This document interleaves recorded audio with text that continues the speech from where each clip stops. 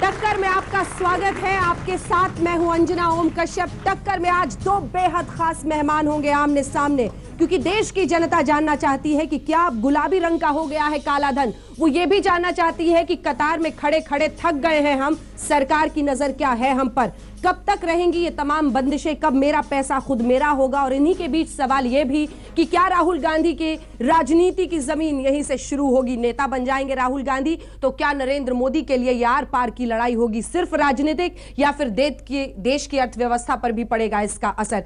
दो बेहद खास मेहमान हमारे साथ यहां पर मंच पर मौजूद है। सबसे पहले तालियों के साथ उनका स्वागत करते हैं असदुद्दीन ओवैसी साहब, अध्यक्ष AIMIM के, जो हमारे लिए हैदराबाद से आए इस बहस में शामिल होने के लिए आज तक के दर्शकों। और बेहद खास मेहमान संबित पात्रा जी, राष्ट्रीय प्रवक्ता भारतीय जनता पार्टी के, हमारे साथ इस चर्चा में शामिल होंगे। लेकिन पहले एक निगाह डाल लेते हैं कि इस पूरे सप्ताह क्या कुछ हुआ है नोटबंदी के मामले में। एक तरफ देश की संसद गर्म थी, जी हां, हमला जितना करवा लीजिए हमारे देश के सांसदों से, चर्चा मुद्दा सब गायब, अपनी अपनी राजनीति, अपनी अपनी सियासत, और इस बीच देश कतार में खड़ा है।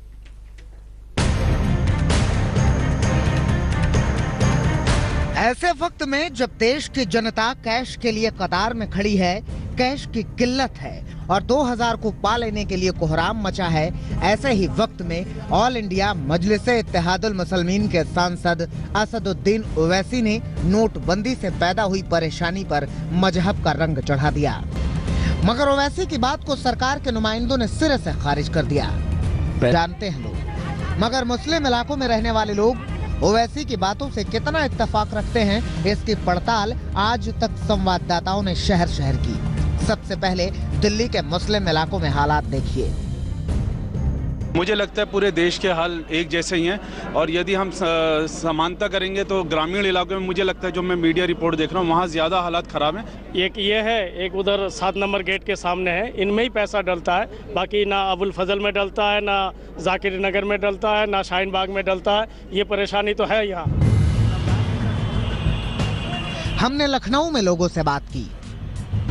काम तो अच्छा ही किया, लेकिन देश में जब ईमानदारी हो तब देश आगे तरक्की की ओर बढ़ेगा। दरभंगा के उर्दू बाजार भी हम गए। नहीं, मुझे तो कोई दुश्वारी नहीं हुई, क्योंकि ये जिस क्षेत्र में ATM है, जिस इलाके में, ये मुस्लिम बहुमूल्य इलाका है, उर्दू बाजार दरभंगा का। अभी हम यहाँ आए हैं तो ATM पे एक भी कोई आदमी नहीं है। ज्यादातर जगह लोगों का यही कहना है कि नोटबंदी से हो रही परेशानी के बीच हिंदू या मुसलमान जैसा कुछ नहीं है। जहां है परेशानी वहां है परेशानी, जहां नहीं है वहां नहीं है। मगर सियासत जनता के सलीकों से नहीं, अपनी सहूलियत से चलती है। दिल्ली से संजय शर्मा और दरभंगा से प्रहलाद के साथ आज तक ब्यूरो। तो आइए अब सवाल दागने शुरू करते हैं, और सबसे पहला सवाल मेरा ओवैसी साहब आप ही से है। चाहेंगे कि आप सबूत के आधार पर देश को समझाएं ये जो आपने कह दिया, और ईद का दिन चुना था साहब, नजर कहां थी? नहीं, अब ईद का दिन तो नहीं था, हर आदमी परेशान था। देखिए, आप इसको सियासत कह रहे हैं, मैं आपसे कह रहा हूं कि जनधन अकाउंट खुलने के बाद रिजर्व बैंक ऑफ इंडिया ने दीपक मोहंती की रिपोर्ट को जारी किया। रिजर्व बैंक ऑफ इंडिया ने committee on medium term path और फाइनेंशियल इंक्लूजन को जारी किया। ये दोनों रिपोर्ट ये कहते हैं कि मुसलमानों की आधी आबादी भी बैंक से जुड़ी हुई नहीं है। ये दोनों रिपोर्ट ये कहते हैं कि 3% मुसलमान बैंक से जुड़ा हुआ है, और ये भी इस बात को मानते हैं कि मुस्लिम इलाकों में बैंक्स नहीं है और लोन नहीं मिलता। वर्ल्ड बैंक CGAP की रिपोर्ट ये कहती है कि हिंदुस्तान में 65% घराने बैंक से जुड़े हुए हैं, मुसलमानों के सिर्फ 50% जुड़े हुए हैं। सेंसस 2011 का डेटा देख लीजिए आप, जो कहता है कि 85% जो मुस्लिम जिले हैं उसमें 95% अडल्ट पॉपुलेशन बैंक से जुड़ा हुआ नहीं है, यानी अकाउंट भी नहीं है, अगर है तो लोन नहीं मिलता, ATM नहीं है। मैंने और MSME मिनिस्ट्री का वो भी डेटा है। ये 5-6 चीजें हमारे सामने हैं। इसको सामने रखकर अगर मैं एम्पिरिकल एविडेंस पे बोलता हूं तो आप अगर इसको कोई इनकार करता है तो RBI की रिपोर्ट भी कम्युनल है। फिर वर्ल्ड बैंक, सुनिए, आरबीआई की रिपोर्ट है ये। आपका आरोप किस पर है? कौन करा रहा है? आरबीआई अपने से सुनिए, नहीं करता पैसा, या सरकार पैसा रोक रही है इन इलाकों में? आरोप किस पर? अगर मुस्लिम इलाकों में बैंक नहीं है और है भी, वहां पर लोन नहीं दे जाते, तो आप कैसा एक्सपेक्ट करते? नहीं, मोदी जी ने किया है कि वहां बैंक नहीं। सुनिए मैं वही ये आरोप किसका है? देखिए, मैं आपका आरोप है किस पर? मैं आपको यही बता रहा हूं कि जनधन अकाउंट की बड़ी मिसालें दी जाती है मोदी सरकार की तरफ से। जनधन अकाउंट के खुलने के बाद की रिपोर्ट है। आखिरी बात यह है कि हर बैंक का एक चेस्ट होता है, वो चेस्ट से पूरे एटीएम्स को पैसा जाता है। मैं आपको आज भी कह रहा हूं, आरबीआई के एक डिप्टी गवर्नर साहब चक्रवर्ती ने कहा, उन्होंने कहा कि पैसा कितना डिनोमिनेशन का निकला, कहां गया, कितनी तादाद में गया, बता दीजिए। मैं भी यही कह रहा हूं कि जो चेस्ट से पैसा जाता है वो हाई वैल्यू डिपॉजिट्स जिस बैंक में होते हैं वहां एटीएम में जाता है, और मार्जिनलाइज एरिया या दलित मुसलमान को जो वहां आज अब तक उसमें पैसा नहीं पड़ता है। इसीलिए मिसाल के तौर पर दिल्ली में जामा मस्जिद के लोग कनॉट पैलेस को आते हैं, ओखला के लोग कोई और जगह पे जाते हैं, हैदराबाद में एक बहुत मशहूर इलाका है पंजागुट्टा, वहां पर पूरे हुजूम लगा हुआ है। आप दूसरे मार्जिनल एरिया में जाइए, नहीं आता है। तो ये बराबर हो रहा है। आरोप किस पे नहीं समझ, इससे पहले कि मैं उनको बैंक बदमाशी कर रहा है, आरबीआई की तरफ से बदमाशी है या सरकार? ये देखिए, आपकी उंगली है किसकी तरफ? सरकार की जिम्मेदारी है, क्योंकि सरकार में ही एक प्राइम मिनिस्टर 15 पॉइंट प्रोग्राम है माइनॉरिटीज के लिए, फाइनेंस मिनिस्ट्री में एक प्रोग्राम है। तो सरकार की जिम्मेदारी है कि भाई जो खास तौर से मुसलमान और दलित जो कैश इकोनॉमी में डील करते, उनके लिए तो बहुत जरूरी है। आज आप वहीं पर ही नहीं पहुंचा रहे हैं, जहां जरूरी है वहां नहीं पहुंचा रहे। नजर आपकी कहीं और। गीता हूं मैं, कुरान हूं मैं, गीता हूं मैं, कुरान हूं मैं, मुझे पढ़ इंसान हूं मैं। आप अगर इंसान की बात करते ना ओवैसी साहब, पहले तो मेरा सलाम स्वीकार करिए, नमस्कार स्वीकार करिए। आप बड़े नेता तब कहलाते जब आप इंसान की परेशानियों की, सुन लीजिए, मैं आपके बीच में बिल्कुल शांति से सुन रहा था। आप बड़े नेता तब कहलाते जब आप इंसान की परेशानियों और दिक्कतों की बात करते। आप छोटे नेता उस दिन हो गए जिस दिन आपने केवल मुसलमानों की बात की। मेरे निगाह में आज आप गिर गए। दूसरी बात, देखिए, हिंदुस्तान की जनता आपका सबसे बड़ा चैनल है, घर घर में लोग इसे सुन रहे हैं, और मैं आज आगाह करता हूं, यह शब्द हटा दीजिए अपने शब्दकोश से कि मुस्लिम इलाका है। कोई इलाका हिंदू इलाका और कोई इलाका मुस्लिम इलाका नहीं है। यह मेरे देश भारत का इलाका है। तो आइंदा ओवैसी साहब, मैं बहुत अदना सा लड़का हूं, आप बड़े लोग हैं, ये अदना सा भारतवासी आपसे एक बात कह देता है, आइंदा ये हिम्मत मत करना आप कि किसी इलाके को ये कह दो कि ये मुस्लिम इलाका है। हम बंटवारा नहीं चाहते। तीसरी बात, आपने सरकार की बात की, मैं सरकार की बात रखता हूं। आपने आंकड़े रखे, आपने कहा 85% मुसलमानों के पास आज तंगी है, अकाउंट नहीं खुले हुए हैं, वहां बैंक नहीं है। मैं आपसे सवाल पूछता हूं साहब, 10 वर्षों तक यूपीए की सरकार में जो राज करती रही, आप उसके कोएलिशन पार्टनर थे। बैंक कोई शुतुरमुर्ग की तरह, कोई फंगस की तरह 4 दिन 5 दिन 3 महीने में नहीं खुलते हैं, इन्हें दशकों लगते हैं। नहीं, जनधन के पर तो आप अपनी पीठ मैं जनधन पर भी दे रहा हूं कि आपने अकाउंट खोला है, तो थोड़ा तो जिम्मेदारी लेनी पड़ेगी। आप बताइए, 25 करोड़ अकाउंट पहली बार हिंदुस्तान में खोला, क्या नाम पूछ के अकाउंट खोला कि तुम्हारा नाम अब्दुल है या तुम्हारा नाम राम है? नाम पूछ के नहीं खोला। मैं आज ओवैसी साहब से पूछता हूं, ओवैसी साहब ये डॉक्यूमेंट दिखाएं कि अपने क्षेत्र में कितने मुसलमान भाइयों के हाथ पकड़ के आप अकाउंट खुलवाने ले गए थे, कितने बैंक आपने अपने इलाके में खुलवाए। देखिए, आपने बड़ा जनरलाइज कर दिया कि मुसलमान इलाके में बैंक नहीं है। कौन जिम्मेदार है? मुझे दुख के साथ कहना पड़ रहा है कि आप जैसे मुसलमान नेता, जिन्होंने गरीब मुसलमानों को, वो बाबा बैठे हैं मेरे, देखिए, इनको दबा के रखा वर्षों तक ताकि ये आपका वोट बैंक बना रहे, ताकि इनका अकाउंट ना खुल सके। क्यों नहीं सिखाया आपने वहां बैंक क्यों नहीं खोला इतने वर्षों तक? जवाब सुन। चलिए, मैं जुर्रत करके आपके सामने फिर से कह रहा हूं, छोटा हूं, मुस्लिम इलाके कह रहा हूं, क्या करेंगे आप? नहीं, कुछ नहीं कर सकता। इसलिए मैं कह रहा हूं कि आरबीआई की रिपोर्ट वो कम्युनल है कि आरबीआई रिपोर्ट आरबीआई क्या बांट रहा है? आरबीआई की रिपोर्ट दिखाइए, कहां वो कहता है मुस्लिम। मैं आपको चैलेंज करता हूं, कौन सी आरबीआई की रिपोर्ट में मुस्लिम इलाका लिखा हुआ है, दिखा दीजिए। देखिए, नहीं, आप बताइए, आपने एक रिपोर्ट की बात कही, मैं रिपोर्ट चाहता हूं कि देखिए, आरबीआई कोई छोटी चीज नहीं है, एक रिपोर्ट होती है। आप कागज दिखाइए कि फलाने पंक्ति में लिखा हुआ है कि मुस्लिम इलाकों में कम पैसा है। जवाब देने देंगे तो सबर तो करिए। सबर कर रहा हूं, बोलते आपको डिस्टर्ब नहीं किया सर, बोलिए, मैं सुन रहा था। धन्यवाद, सुनिए, तो आरबीआई बकवास मुस्लिम इलाका होता है सर, शब्दों का चयन ठीक से करें। आप बड़े हैं, आरबीआई की रिपोर्ट है, दीपक मोहंती की रिपोर्ट पढ़ लीजिए प्लीज। उसमें क्या लिखा है बता तो इसमें लिखा हुआ यह है कि मुसलमानों की आधी आबादी बैंक से जुड़ी हुई नहीं है। एक और आरबीआई की रिपोर्ट है, committee on medium term path on financial inclusion, और एडिस का डेटा उन्होंने इस्तेमाल किया है, ठीक है, जिसमें वो कह रहे हैं कि सिर्फ 3% रेट है, ये कम्युनल है। तो कौन जिम्मेदार है ओवैसी साहब? अब देखिए, ये सुनिए, नहीं सुनिए ओवैसी साहब, मैं एक बार बता दूं, सुनिए 1927 10 साल का हिसाब मांगा है सर। ठीक है, बोलिए। आपने तो बड़े गुनाह की तरफ बोलिए जवाब लेते हैं। तो लीजिए ना, बोलिए, वरना तो डिबेट नहीं होगा। आप बोलिए साहब, बोलिए। सुन तो लीजिए।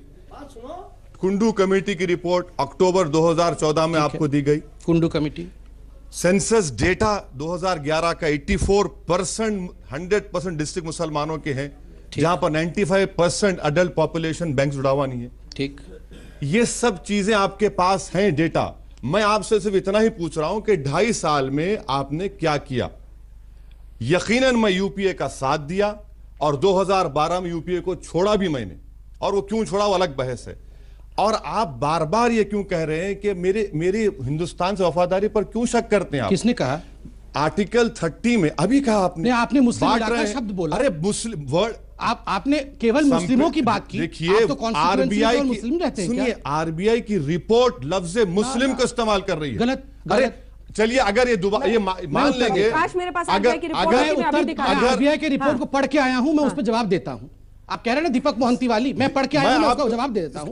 आप मान लीजिए ना, मैं बता देता हूं। अगर मैं माफी चाहे तैयार हूं, अभी मैं बोल दूंगा भाई, वर्ड्स बता दूंगा क्या रिपोर्ट में लिखा है। रिपोर्ट में लिखा है, आपने 2011 की सेंसस की भी बात की, बिल्कुल सही बात है कि मुस्लिम जो है बहुत बड़े तादाद में बैंकिंग सिस्टम से जुड़ा नहीं। 2011 में मोदी जी की सरकार थी। कौन जिम्मेदारी? 2015 की जनधन अकाउंट के खुलने के बाद की दोनों रिपोर्टें हैं। अब तो 2011 की सेंसस की रिपोर्ट, 2015 में कुंडू कमेटी की रिपोर्ट, 2014 की मीडियम स्मॉल एंटरप्राइज मिनिस्ट्री की रिपोर्ट। अगर ये रिपोर्ट झूठ है तो फिर मैं और क्या कह सकता हूं? ये मुसलमान लफ्ज इस्तेमाल कर रहे हैं, ये मुसलमान लफ्ज इस्तेमाल और इस चाचा को मैं दबा के नहीं रखा हूं। ये चाचा मेरी बात नहीं सुनेंगे कभी, हरगिज़ नहीं सुनेंगे। ये अपने मन का फैसला खुद करेंगे। मैं आपसे कह रहा हूं कि मैं लफ्ज मुसलमान को इस्तेमाल करता हूं, तकलीफ क्यों जाती है? मैं इस मुल्क का शहरी नहीं हूं। मैं बताता हूं तकलीफ मुझे हक हासिल है कि मैं अपनी बात को रखूं, इसलिए कि हिंदुस्तान के कॉन्स्टिट्यूशन में आर्टिकल 30 में मुसलमान शामिल है। आप संबित साहब, आप मुझे कोई रिपोर्ट बता दीजिए मुसलमान मैं आप बताऊंगा, आप सुनेंगे। अब मैंने पूरा सुना आपको, अब सुनिए। बिल्कुल बोलिए। मुझे एक सवाल मैं पूछ लूं, माइनॉरिटी अफेयर्स के लिए मिनिस्ट्री क्यों रखी है? हटा दीजिए उसको, मैं उसका बंद कर दिया जाए सर। ठीक है, आप सबने सवाल पूछ लिया। अब संबित पात्रा को 20 सेकंड दीजिए जवाब देने के लिए, इतना तो हक बनता है। ठीक, एकदम। मुझे सिर्फ प्रॉब्लम इस बात से है ओवैसी साहब कि आप केवल एक समुदाय की बात करते हैं। सुन लीजिए पूरी बात क्यों करते हैं। देखिए, हर चीज में आपको दखल देना है। आपने कहा याकूब मेमन को फांसी इसलिए हुई। सुन लीजिए, मैंने मुझे पूरा करने दीजिए, क्योंकि एक व्यक्ति का व्यक्तित्व तो पूरा देखा जाता है, ऐसे एक हिस्सा से नहीं देखा जाता है। आपने कहा याकूब मेमन को फांसी इसलिए हुई क्योंकि इसलिए नहीं कि वो आतंकवादी था, इसलिए कि वो मुसलमान था। एक सेकंड, अब याकूब से नोटबंदी पे नहीं, मैं इनके तरीके से देख रहा हूं। सुन लीजिए, मैं इनके यहाँ नहीं, सुनना पड़ेगा, ऐसा नहीं, सुनना पड़ेगा, सारे लोग कर रहे हैं, सुनना पड़ेगा मेरा। सुन लीजिए, ना, ये सुनना पड़ेगा। देखिए, मैं आपसे निवेदन करूंगा, यहाँ हिंदू मुस्लिम मत बनाइए। देखिए, मैं हाथ जोड़ के निवेदन करता हूँ, यहाँ हिंदू मुस्लिम मत बनाइए, ये भारत की कहानी है। यहाँ हिंदू मुस्लिम मत बनाइए, ये भारत की कहानी है। भारत की कहानी सुनिए, सुन लीजिए प्लीज। यहाँ हिंदू मुस्लिम मत बनाइए, नोटबंदी, ठीक है, यहाँ हिंदू मुस्लिम मत बनाइए, यहाँ हिंदू मुस्लिम मत बनाइए। मुझे बोलने दीजिए, ठीक है। आप जल्दी अपने पॉइंट्स रखिए। जल्दी नहीं, मुझे वक्त लगेगा पूरा विषय रखने में। नंबर सुन लीजिए, देखिए सर, सुन लीजिए, जनता की बात जानी चाहिए।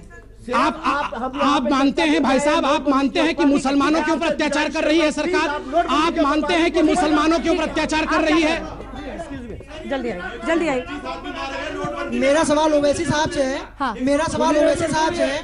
सर ये बताइए, यहाँ हिंदू मुस्लिम मत करिए, मेरा सवाल ओवैसी यहाँ हिंदू मुसलमान मत करिए, आप हर समय यहाँ ये हिंदू मुसलमान मत करिए कि हिंदू मेरे साथ बांटने की राजनीति करते हैं, हिंदू मुसलमान की राजनीति करते हैं। क्या ये बताइए नहीं होगा? क्या जब हमारे पुरखे हमारी यहाँ हिंदू मुस्लिम मत करिए, यहाँ बंटवारा मत करिए। मुसलमान नहीं देखा था, ऊपर बैठी उनकी आत्मा आपको जरूर देख रही होगी, कोस रही होगी, क्योंकि अगर उन्होंने अपनी जान हमारी अखंडता के लिए ना दी होती तो आप आज किसी अंग्रेज की लेटरिन साफ कर रहे होते। सर क्या बात है। और भाषा मेरे भाई मैं जवाब, मुझे लगता है आपको उनको सॉरी बोलना चाहिए। नहीं, आप अपनी भाषा के लिए सॉरी बोलिए। मैं अपनी भाषा के लिए सॉरी बोल रहा हूँ। मेरे भाई होगा ना, वो कभी ऐसे शब्द नहीं मेरे भाई सुनिए, मैडम माता पिता को भी अच्छा नहीं लगेगा। सवाल पूरा नहीं सुनिए, ओवैसी साहब, आपकी बात सही है। एक सेकंड, आपकी बात सही है। मैडम एक मिनट, मैडम मैं जवाब दूंगा प्लीज। अंजना जी मैं बीच में रह गया था। और भाषा की गरिमा के साथ कोई अंजना जी मेरे भाई मैं जरूर टॉयलेट साफ अपना रोज करता हूँ, मुझे कोई उसमें बुरी मायूब बात नहीं लगती। अगर आप अपने घर को बुलाएंगे ना, मैं आपका भी टॉयलेट साफ करूंगा। सुनिए मेरी बात सुनिए, आप मुझे बोलिए, आप मेरी बात सुनिए, आप मेरी बात, मैं आपसे इतना ही कह रहा हूं कि इस मुल्क की आजादी में सबने हिस्सा लिया। आपने नहीं लिया था, मैं इतिहास लेके आया हूं सर। भाई मैं you did not want Hyderabad as India. इनकी पार्टी का फाउंडेशन इसी बेस में था कि हैदराबाद हिंदुस्तान का हिस्सा नहीं बनेगा। था कि नहीं? एक सेकंड अंजना जी, सब लोग बोलेंगे। एक तो माइक नहीं, आपकी आवाज नहीं जा रही। प्लीज एक ब्रेक देखिए, ब्रेक के लिए सुन लीजिए मेरी बात, आप ध्यान से सुन लीजिए मेरी, आप मेरी बात ध्यान से सुनिए। जल्दी से दिखा, पहले मेरी बात ध्यान से सुनिए। बैठ जाओ सर। आप गरीबी की बात करते हो। देखिए अंजना जी, यहाँ हिंदू मुस्लिम लड़ाई नहीं होनी चाहिए। आपने गरीबों को हटा दिया। अरे बैठ जाइए। अगर ऐसे करेंगे तो हम विषय से बिल्कुल भटक जाएंगे। 20 सेकंड बोल लूं। हम विषय से भटक जाएंगे वापस। प्लीज देखिए, मैं हाथ जोड़ के ऑडियंस से एक रिक्वेस्ट करूंगा कि देखिए, यहाँ पर कभी भी यहाँ हिंदू मुस्लिम की लड़ाई हमें नहीं लड़नी है, हिंदुस्तान की लड़ाई लड़नी है। कृपया करके इसे हिंदू मुस्लिम की लड़ाई मत बनाइए। हम इसी के साथ एक छोटे से ब्रेक ले, समित लौटने के बाद फौरन आप सवाल यही है कि नोटबंदी के मुद्दे पर लौटने की कोशिश करेंगे और जितने सवाल होंगे सिर्फ और सिर्फ नोटबंदी पर होंगे। टक्कर इस देश के सियासतदानों की या फिर जद्दोजहद उन लोगों के लिए जो कतार में खड़े हैं। तालियां आप बजा सकते हैं अपने लिए, क्योंकि नए सिरे से अब नोटबंदी पर इस चर्चा को वापस लाने की कोशिश करते हैं, क्योंकि सबसे बड़ी चिंता यही है लोगों की कि आखिर कतार कब खत्म हो। लेकिन इसी के साथ विड्रॉल लिमिट सरकार 50 दिन का वादा किया था प्रधानमंत्री ने, खत्म होगा 50 दिन। बिल्कुल प्रधानमंत्री ने बार बार कहा है कि 50 दिन के बाद सब कुछ नॉर्मल होगा और सब कुछ पुनः अपने नॉर्मल स्थिति की ओर वापस आएगा। देखिए, मैं ओवैसी साहब के साथ डिबेट कर रहा हूं, एक महत्वपूर्ण बात है कि ठीक है, नोटबंदी पे लोगों को तकलीफ है। मैं तो आज राजनीतिक पार्टी से कह रहा हूं, अगर तकलीफ जो कि हम भी मान रहे हैं, तो आप लोगों को उस विषय पे डिबेट करना चाहिए, ना कि सियासत करना चाहिए। जब आप कहते हैं कि हां दिक्कत है और पार्लियामेंट नहीं चलने देते हैं, आप कहते हैं हां दिक्कत है और कहते हैं केवल मुसलमानों की बात करेंगे, हिंदुओं की बात नहीं करेंगे, तो यह मैं सोचता हूं कि सियासत हो रही है। लोगों के तकलीफ के नाम पर राजनीतिक पार्टी अपनी सियासी रोटी सेकने की कोशिश कर रहे हैं। इसीलिए मैं ओवैसी जी के इतिहास को गिना रहा था, हिंदू मुस्लिम बनाने के लिए नहीं गिना रहा था कि हर चीज पे वो हर विषय को हिंदू मुस्लिम कर देते हैं। इससे दुख होता है, क्योंकि एक बड़े कद का नेता जब हर विषय को धर्म की लाइन पे बांट देगा। मैंने ऐसे ही याकूब मेमन का उदाहरण नहीं दिया, मुझे भी तकलीफ होती है जब समाज बढ़ता है, इसलिए दिया कि चाहे हिंदू हो चाहे मुसलमान हो, कोई गलती करेगा तो फांसी पे चढ़ जाएगा। आपने कहा नहीं, याकूब मेमन फांसी पे इसलिए चढ़ा क्योंकि वो मुसलमान था। भारत माता की जय इसलिए नहीं बोलेंगे क्योंकि वो संविधान के खिलाफ है। आप ही के भाई जावेद अख्तर साहब ने कहा ना, अचकन पहनाना, जो आप सुंदर लग रहे हैं अचकन में, अचकन पहनाना तो संविधान ने नहीं सिखाया है, मगर फिर भी आप बड़े प्यार से अचकन पहन। धोती पहनाना मुझे भी संविधान ने नहीं सिखाया है, मगर मैं बड़े प्यार से पहनता हूं। तो आप हर बात पे क्यों हमारे संविधान को जवाब ओवैसी साहब जल्दी से, उसके बाद आगे बढ़ेंगे। सबसे पहली बात देखिए, फिर ये झूठ बोल रहे हैं। कौन सी झूठ? सुनिए, सुप्रीम कोर्ट में मुकुल रोहतगी ने 70 दिन कहा, 70 डेज कहा, प्रधानमंत्री 50 दिन कहते हैं। क्या प्रधानमंत्री झूठ बोल रहे हैं या मुकुल रोहतगी झूठ बोल रहा है? बता दीजिए आप। 70 दिन उन्होंने कहा, सुप्रीम कोर्ट में खड़े, सुप्रीम कोर्ट में कहा, 70 डेज कहा। दूसरी बात, कॉन्स्टिट्यूशन में आर्टिकल 30 है आप ही का मुख्तार अब्बास नकवी उसका मिनिस्टर है। मैं क्या कह रहा हूं, मैं आपसे नहीं कह रहा हूं कि आसमान से तारे तोड़ के ला के दो, मैं आपसे कह रहा हूं भाई बैंक खोलो ना। ठीक है, जो उन्होंने नहीं किया चले गए, आपको 2.5 साल मिले, आपने कितने बैंक खोले, आपने कितने लोन्स दिए? मैं आपको रिपोर्ट्स का हवाला दे रहा हूं, मेरे रिपोर्ट नहीं है।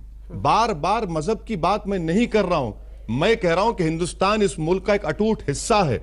ये मुल्क दुनिया में वाहिद मुल्क है। ये मुल्क को सुपर पावर अगर बनना है, चीन से मुकाबला करना है, तो यहां पर जो मार्जिनलाइज सेक्शन है उसको लेकर चलना पड़ेगा। और उसको आपको जो सहूलतें कॉन्स्टिट्यूशन ने बात की। सर आपके लिए नोटबंदी में सिर्फ मार्जिनलाइज सेक्शन ही है क्या? इसीलिए मैं क्यों कह रहा हूं, आप पूछेंगे कि 2000 का छोटा नोट क्यों है, एटीएम में फिट ही नहीं हो रहा? नहीं सुनिए, पूछेंगे कि मैं आ रहा हूं, नोट ही नहीं छापे। मैं आ रहा हूं इस बात पे। इनफॉर्मल सेक्टर में सबसे ज्यादा मार्जिनलाइज सेक्शन है। 2000 नोट की आप बात करें मैडम, वो तो ताजमहल बनी हुई है, ना तो कोई लेने तैयार है, हम खाली देख के जेब में रखना पड़ रहा उसको, कोई काम ही नहीं आता। तो 2000 नोट का मैं आप मिसाल के तौर पर मुरादाबाद, फिरोजाबाद, अलीगढ़, जरदोजी का काम लखनऊ में होता है, हिंदू अखबार की रिपोर्ट है। अच्छा, कल खुद हिंदुस्तान टाइम्स में आरएसएस की रिपोर्ट है कि स्मॉल स्केल इंडस्ट्री के लोग परेशान हैं। हिंदुस्तान टाइम्स ने लिखा है, मैंने लिखा ये।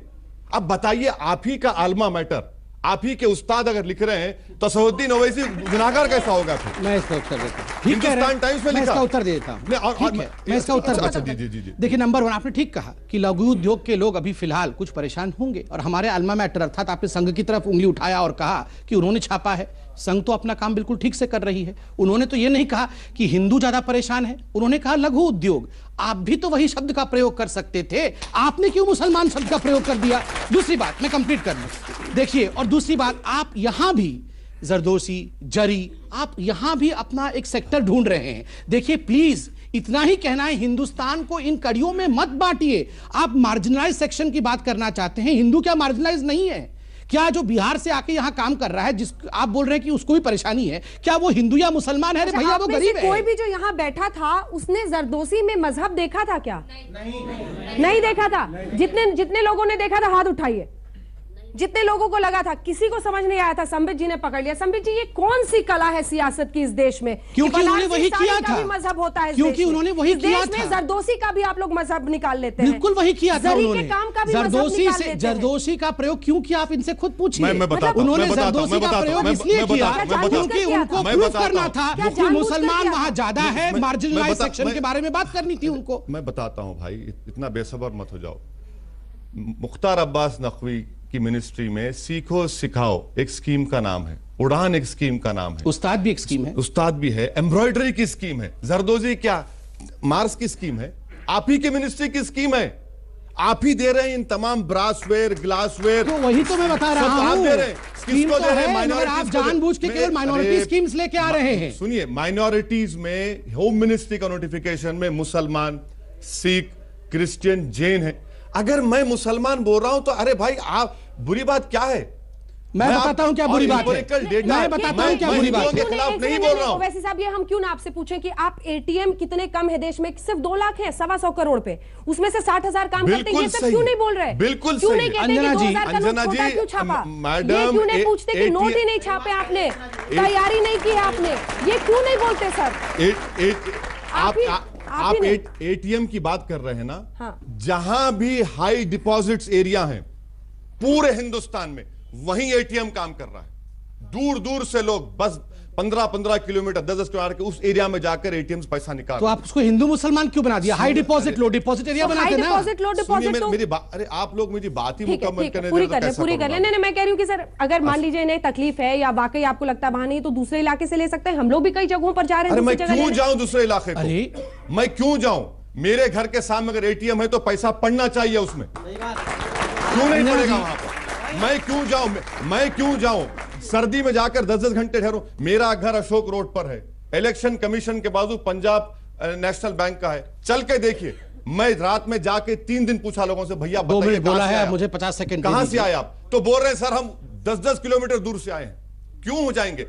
उनके घर के सामने एटीएम डाले ना पैसा। अब मैं मुझे गवर्नमेंट से रिक्वेस्ट, सभी जान रहे हैं, यही मैं गवर्नमेंट से इतना ही कह रहा हूं दिक्कत है कि आपके जो ये हिंदू या मुस्लिम की दिक्कत नहीं है सर, ये हर नागरिक की दिक्कत है। कई यहाँ पर ऐसे होंगे जो अगर आप रिपोर्ट को नहीं मानना चाह रहे तो मैं आप पे छोड़ता हूं, मगर मेरा केस मैं रखूंगा यहाँ रिपोर्ट के ऊपर। ठीक है, जल्दी से सर, मैं चाहता हूं आप लोग सुन लीजिए, सवाल बहुत देर इन्होंने बोला है, मुझे प्लीज बोलने दीजिए। नंबर 1, बार बार ओवैसी साहब कह रहे हैं क्या गड़बड़ी हो गई अगर मैंने मुसलमानों की बात कर दी, इसमें कौन सा भूकंप या भूचाल आ गया जो मैंने कह दिया कि मुसलमानों की गड़बड़ी है। मैं आपको बताता हूं, यही कोई धोती पहन के, कोई टीका लगा के विश्व हिंदू परिषद का आदमी या कोई साधु या साध्वी कह देती ना कि हिंदुओं के इलाके में पैसा नहीं आता तो पूरे देश में गजब डा जाता। ये हिंदुस्तान को बांटना चाहते हैं, ये हिंदुत्व बनाना चाहते हैं। यही ओवैसी साहब पार्लियामेंट में चिल्ला रहे होते और आज में बोल रहे हैं कि मैं मुसलमानों की बात क्यों ना करूं। क्यों करेंगे केवल मुसलमानों की बात, सबकी बातें क्यों नहीं करेंगे। दूसरी बात, रिपोर्ट पे आता हूं मैं, आप रिपोर्ट पढ़िए। मैं आप सबको बता रहा हूं इंफॉर्मेशन के लिए, बहुत होगा तू मैं, अब मैं हकीकत बताता हूं। रिपोर्ट में लिखा है कि हां, सचर कमेटी की रिपोर्ट भी आई कि मुसलमान पिछड़ा हुआ है। 2000 कोई पिछड़ ये 2.5 साल में नहीं गया, कोई 2.5 साल में आके हमने आपके बैंक नहीं छीन लिए। 70 साल से मुसलमानों को वोट बैंक की तरह इस्तेमाल किया गया, आपको इस्तेमाल किया गया, आज बिल्कुल इस्तेमाल किया गया। आज मैं बहुत कष्ट के साथ कह रहा हूं ओवैसी साहब, आप जैसे नेताओं ने कभी भी इनको नहीं कहा कि बैंकिंग सिस्टम में पैसा डालो। जब ये पैसा डालने जाते थे बैंकिंग सिस्टम में, आप कहते थे ये अन इस्लामिक है, इस्लाम अलाउ नहीं करता है बैंकिंग सिस्टम, और आज अचानक कह रहे बैंक क्यों नहीं खोला। मुझे याद है जब आपके क्षेत्र में बैंक खुलना था ना, आप लोग कहते थे ये तो इस्लाम के खिलाफ है, बैंक कैसे खोल दोगे, और आज आप बोल रहे बैंक क्यों नहीं खोला। मैं संपित को चैलेंज कर रहा हूं, मेरा कोई एक स्टेटमेंट दिखा दें जो ये कह रहे हैं। मेरे को स्टेटमेंट पढ़ने कहां दे रहे हैं, मैं तो ऐसे स्टेटमेंट पढ़ दूं कि सब भूकंप आ जाएगा। भूकंप आ जाए ना, आ जाए भूकंप। देखिए अगर भूकंप, सुनिए मैं आपसे कह रहा हूं कि बैंकिंग सिस्टम में मैं बैंक्स को खोलने की बात कर रहा हूं। आपके प्राइम मिनिस्टर जाकर हमारे प्राइम मिनिस्टर, आपके प्राइम मिनिस्टर, हमारे प्राइम मिनिस्टर सऊदी अरब जाकर नहीं, हमारे प्राइम मिनिस्टर एग्रीमेंट साइन करके आए। ये गलत बात है। मुसलमान याद नहीं आया, मुसलमान इलाके बोलेंगे, आपके प्राइम मिनिस्टर बोलेंगे। आपके प्राइम मिनिस्टर कौन है? नहीं अंजना जी, मैं पूछता हूँ ओवैसी जी के प्राइम मिनिस्टर कौन है? मेरे प्राइम मिनिस्टर मोदी हैं, तो ओवैसी जी के प्राइम मिनिस्टर कौन है? मुल्क के प्राइम मिनिस्टर। चलिए नहीं अभी भी नहीं, ना आपके मुल्क के नहीं, आपके मुल्क के आप बोलेंगे आज कि मेरे मुल्क के मेरे प्राइम मिनिस्टर, बोल के दिखाइए। नहीं बोलेंगे। क्यों नहीं बोलेंगे? क्यों नहीं बोलेंगे? क्यों नहीं बोलेंगे? यही पार्टीशन है, ये अपने प्रधान, मेरी मर्जी नहीं होता है साहब। आप एक पार्लियामेंटेरियन है, सुन लीजिए, एक पार्लियामेंटेरियन जो अपने प्राइम मिनिस्टर को अपना प्राइम मिनिस्टर, अपने मुल्क को अपना मुल्क नहीं कह सकता, ये बंटवारा नहीं कर रहे हैं तो क्या कर रहे हैं? अब सवालों के साथ हाथ उठाइए। आप सवाल पूछना चाह रही थी, आप सवाल पूछे, पूछे, आप पूछे, जल्दी पूछे सवाल पूछे। आप कोई और पूछना चाहता? चलो पूछो उठो। ये ओवैसी साहब ने बिल्कुल सही कहा कि सवाल पूछे सर, सर्टिफिकेट बाद में देंगे सबको मिलकर, ठीक है? मैं ये पूछना चाहता हूँ कि मुल्क का जो भी ऑफिशियल प्राइम मिनिस्टर सबको मानना पड़ेगा, क्योंकि हम इस मुल्क में रहते हैं और हमारा इस्लाम भी कहता है जिस मुल्क में रहते हैं उस मुल्क की मोहब्बत होना जरूरी है। नोटबंदी, पैसा, कतार, सड़क, आदमी, बैंक, काला धन, गुलाबी नोट, सवाल नोटबंदी पे पूछिए प्लीज। आप सबसे मेरा निवेदन है नोटबंदी पे। देखिए नोटबंदी आपने बड़ा अच्छा डिसीजन लिया, लेकिन इसको आपने लीगली एक तरीके से जमीन पर लाना नहीं चाहा, तैयारी नहीं की। हाँ, जल्दी ये जो नोटबंदी का मसला है पात्रा जी, इसकी आपने सही से तैयारी नहीं की। जो आज लोग मर रहे हैं लाइनों में, उनका भी आप ख्याल कीजिए, उन्हें कुछ दीजिए। ठीक है, इसका जवाब भी लेंगे। 3-4 सवाल लेते हैं, उसका देखिए बात जवाब। मेरा सवाल समित पात्रा जी से है कि इनका नोटबंदी का ये भी मकसद था कि आतंकवाद खत्म हो, लेकिन कल ही आतंकवादियों ने जम्मू कश्मीर के बैंक से 20 लाख रुपए चुराए। आतंकी नहीं रोक रहे हैं, आप आइए आगे कुछ। ये नकली नोट अभी भी छापे जा रहा है, अभी भी वो बंद नहीं हो रहा, पकड़ा है, पंजाब से पकड़ा है, अन्य जगह से पकड़ा है, तो उसपे ये तो खत्म ही नहीं हो रहा, फिर इसका कोई फायदा नहीं हो रहा। नोटबंदी पिछले 2 बार हो चुका है, तीसरी बार है, तो अब क्या ये आखिरी बार होगा या और भी बार होने का चांसेस है? इससे क्या फायदा होगा? क्या हासिल, क्या फायदा? हम कतार में खड़े हैं, गुलाबी नोटों को बिस्तर के नीचे सजाया जा रहा है अभी से। गुलाबी क्या नया काला धन हो गया? 4 प्रश्न पूछे गए, मैं 10 सेकंड में उत्तर देता हूं। बंधु, आपने पूछा कि नोटबंदी क्या यह आखिरी बार होगा। आप देखिए, कल मोदी जी ने कहा 1971 में वांगचू कमेटी की रिपोर्ट आई, उन्होंने इंदिरा गांधी से कहा कि नोटबंदी करने से देश में बहुत बड़ा बदलाव आएगा, मगर इंदिरा जी ने कहा नहीं, इससे मेरे वोट कम हो सकते हैं, मुझे जीतना जरूरी है। देश का जीतना जरूरी नहीं है, कांग्रेस का जीतना जरूरी है। मोदी जी ने ऐसा नहीं सोचा। दूसरी बात, आतंकवाद समाप्त नहीं हुआ, नक्सलवाद समाप्त नहीं हुआ। देखिए, नक्सलवाद में तो ये अब रिपोर्ट भी आ गई, अंजना जी भी मानेंगी कि सबसे ज्यादा नक्सलियों ने अगर सरेंडर किया है 539 एक महीने में, तो नोटबंदी के कारण किया है। तीसरी बात, देखिए बंधु, ऐसा नहीं है कि सब कुछ एक दिन में समाप्त हो जाएगा। ये बहुत बड़ी लड़ाई है। आज लड़ाई शुरू हुई और परसों हम जंग जीत जाएंगे, ऐसा नहीं होगा। आज लड़ाई का ऐलान हुआ है, थोड़ा सब्र तो धरे। आप ही का देश, आपके प्रधानमंत्री आप ही के लिए लड़ाई लड़ रहे हैं। मैं पूछना चाहूंगा, नोटबंदी को जो फेल किया बैंक के लोगों ने किया, तो क्या बैंक में मोदी जी के घर से लोग लगे हुए हैं या हमारे बीच में से हैं? ये हमारी जिम्मेदारी। Very good. अच्छा, तो मोदी जी बैंक के प्राइम मिनिस्टर नहीं है? ओहो, आप यहीं अटके हुए हैं अभी तक। बैंक के प्राइम मिनिस्टर काम कर रहा है वो मैनेजर मेरा पिता भी हो सकता है। सुनिए मेरी बात, सुनिए। जिम्मेदारी है। अरे भाई, ये पब्लिक की जिम्मेदारी है। देखिए, अगर प्राइम मिनिस्टर ने फैसला लिया है तो ये प्राइम मिनिस्टर की कॉन्स्टिट्यूशनल ड्यूटी है कि उन सुनिए नहीं, वो कॉन्स्टिट्यूशनल, सुनिए बात, कॉन्स्टिट्यूशनल ड्यूटी है कि जो उन्होंने शुरू किया उसको पूरा करें। 17.165 बिलियन 500 की नोट थे। आपको मालूम SPMCIL जो प्रिंटिंग कंपनी है, 3 महीने से उसका MD नहीं है, उसका MD नहीं है, MD नहीं है उसका। आप कौन सी तैयारी करें प्राइम मिनिस्टर? मैं उत्तर दे दूं। मेरा सवाल समित पात्रा जी से है। समित पात्रा जी, जो मोदी जी ने ये नोटबंदी करी है, इससे बेनिफिट क्या होगा? कि ऐसा ना हो आपके अध्यक्ष बाद में फिर बोल देंगे जुमला था, जैसे कि आपके अध्यक्ष ने पहले बोल दिया और पब्लिक ने आपका पूरा साथ दिया। 125 आदमी मर गए, क्या 125 आदमी को आप कहेंगे मरे? क्योंकि पार्लियामेंट के अंदर आपके किसी पार्लियामेंट्री प्रधानमंत्री किसी ने नहीं एक्सेप्ट किया। जल्दी से देख, ये जल्दी नहीं, इतना बड़ा काम, ये नोटबंदी भी जल्दी बता दो, जल्दी बता दो क्या फायदा होगा। ऐसे नहीं चलता है देश मेरे बंधुओं, हाथ जोड़ के सुनिए। ये आपके लिए ही हुआ है, इतना बड़ा कदम उठाया गया है, 1971 से चल रहा था। कोई हिम्मत, देखिए सबको पता है, इस कमरे में बैठे एक एक व्यक्ति को सर, आपके पास माइक नहीं है, मैं कंप्लीट कर लूं। देखिए, एक एक व्यक्ति को पता है कि देश में भ्रष्टाचार का जाल फैला हुआ था, काला धन था और इससे क्या नुकसान हो रहा था, और सबको पता है कि बदलना था। हिम्मत बदलने की कोई नहीं कर रहा था, कोई तो लड़ाई शुरू करेगा। इसकी बेनिफिट सिर्फ परसों ही बेनिफिट आ जाए ऐसा नहीं होता है। मैंने बेनिफिट गिनाए हैं आपको, थोड़ा सब्र धरिए, टैक्स बेस बढ़ेगा। मैं एक छोटा सा, देखिए सबसे ज्यादा प्रश्न मेरे पास आ रहा है, मुझे उत्तर तो देने दीजिए। नंबर 1, मैं एक उदाहरण देता हूं। 7 वर्षों से हो चुका है, वक्त खत्म हो चुका है जल्दी से, मगर कंक्लूडिंग देखिए, मैं इतना ही कहना चाहता हूं, हम सब कहते थे ना कि देश कब बदलेगा, और हम सब कहते थे मोदी जी को इतना बड़ा मैंडेट मिला, वो कुछ कर क्यों नहीं रहे हैं, बड़ी बात कुछ नहीं कर रहे हैं। आज उन्होंने एक बड़ी बात की है, देश बदलने के लिए की है, आपकी जिंदगी बदलने के लिए की है। थोड़ा सब्र हम सबको रखना पड़ेगा, और याद रखिए, हिंदू मुस्लिम में नहीं बंटना है, हम सबको हिंदुस्तानियों की तरह लड़ना है। सब्र के लिए आप तैयार हैं?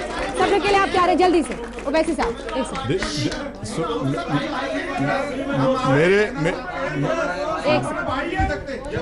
एक सेकंड, मेरा कंक्लूडिंग, अरे खैरिए भाई, मेरा कंक्लूडिंग रिमार्क ये है कि इकोनॉमिक्स एक्सपर्ट्स ने कह दिया है कि हिंदुस्तान का 2 से 3% GDP का नुकसान होगा।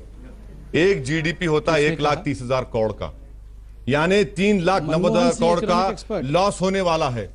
और ये हम 7% पे कब जाएंगे? 5 साल के बाद जाएंगे, 5 साल लग जाएंगे।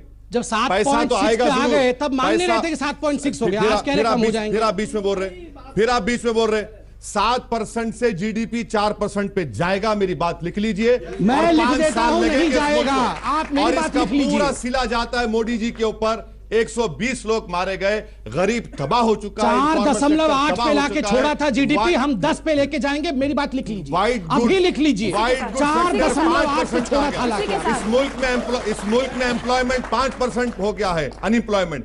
अब पेट्रोल में कल 2 रुपये बढ़े, लिख के दे रहा हूं 3 महीने में 4 रुपये और बढ़ेंगे, 6 रुपये बढ़ेगा पेट्रोल का। देखिए, इसी के साथ हमें एक लाइन बोल लीजिए।